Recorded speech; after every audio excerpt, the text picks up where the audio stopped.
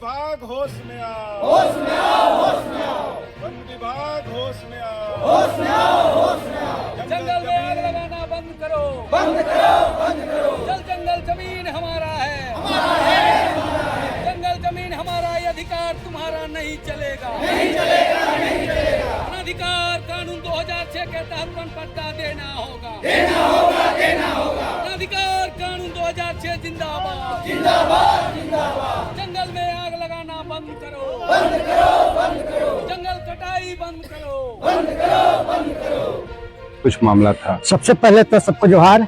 मेरा नाम सोहनलाल कुमार है और झारखंड जंगल बचाओ आंदोलन का केंद्रीय सदस्य है। अब चौपारण जी प्रखंड के अंतर्गत 50 गांव के लोग वनाधिकार कानून 2006 के तहत दावा पत्र भरा है, जिसमें जंगल का संरक्षण, संवर्धन और पुनर्जीवित करने के लिए उसके तहत वन विभाग ने बहुत सारे लोगों का अधिकार जो है कटौती कर दिया। और वार्ता के लिए आज ही बुलाया गया था कि वार्ता के समय कहा गया कि भाई आप सरकार ने कानून बना के दिया है और इस जंगल पर ये वनाश्रितों को आपका संरक्षण, संवर्धन, पुनर्जीवित करने का अधिकार देना है। तो हम लोग ने बोला कि आप कटौती क्यों किए? तो इसने कहा कि हम उतना नहीं दे सकते हैं, गांव वाला को देकर के हम क्या करेंगे? अगर गांव वाला सब कुछ ले लेगा तो हम क्या करेंगे?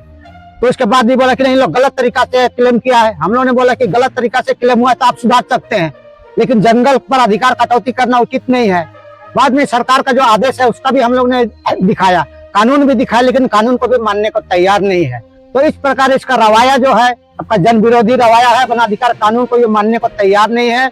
लेकिन हम जनता जो है आज आए हुए थे कि एक आशा लेकर के, एक निगाह लेकर के कि आज कुछ समस्या का समाधान होगा, लेकिन आज इसने पब्लिक का जो बात है उसको मानने को तैयार नहीं हुआ।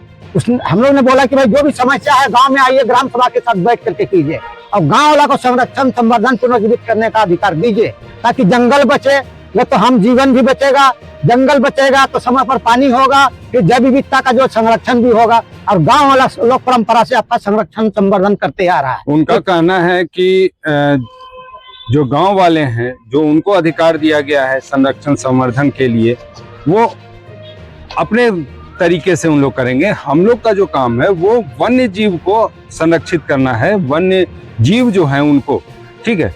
तो आप लोग उसको संरक्षित नहीं कर रहे हैं क्या? वन्य जीव को, जो वन्य जीव का ही हवाला वो दे रहे हैं? नहीं, हमारा ग्राम रसी ने पूर्व से सब जीव जंतु को संरक्षण करते आ रहे हैं। और पहले जो कानून था आपका भारतीय वन अधिनियम 1927 जो है, उसके मुताबिक उसको अपनी इच्छा से करना था।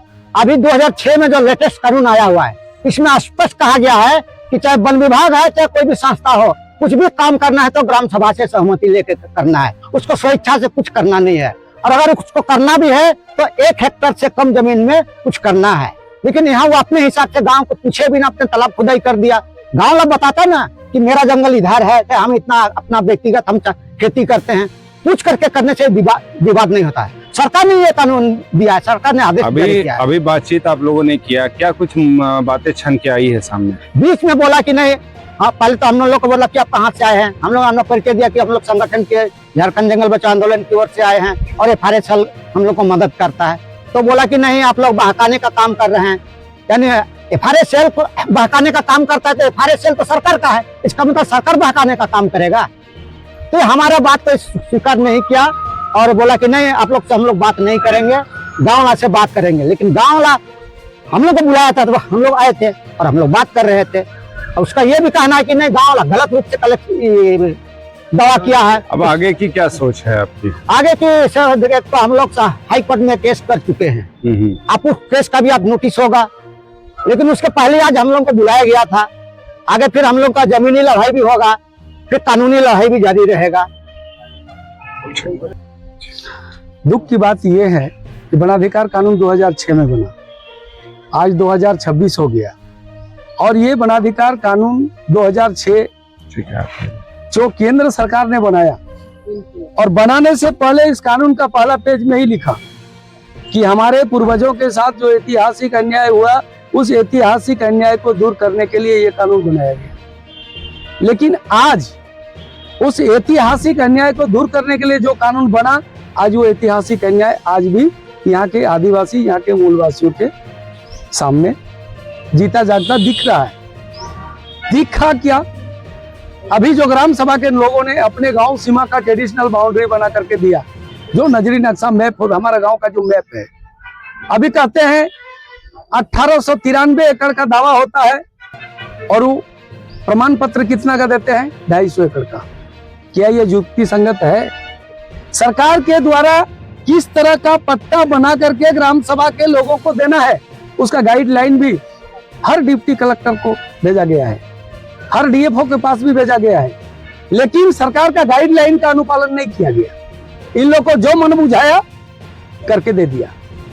अब सवाल यहां रहा, हम लोगों का जो 15 गांव का पट्टा जो लेना पड़ा, कानून बनने के बाद भी 2 बार जीटी रोड जाम किया, एक बार उपायुक्त का घेरा हुआ, यही नैन्सी सहाय जी थे उनके पीरियड में, उन्होंने कहा कि हम यहां जितना दिन तक रहेंगे सारे दावों का निष्पादन करके पट्टा देने का काम करेंगे।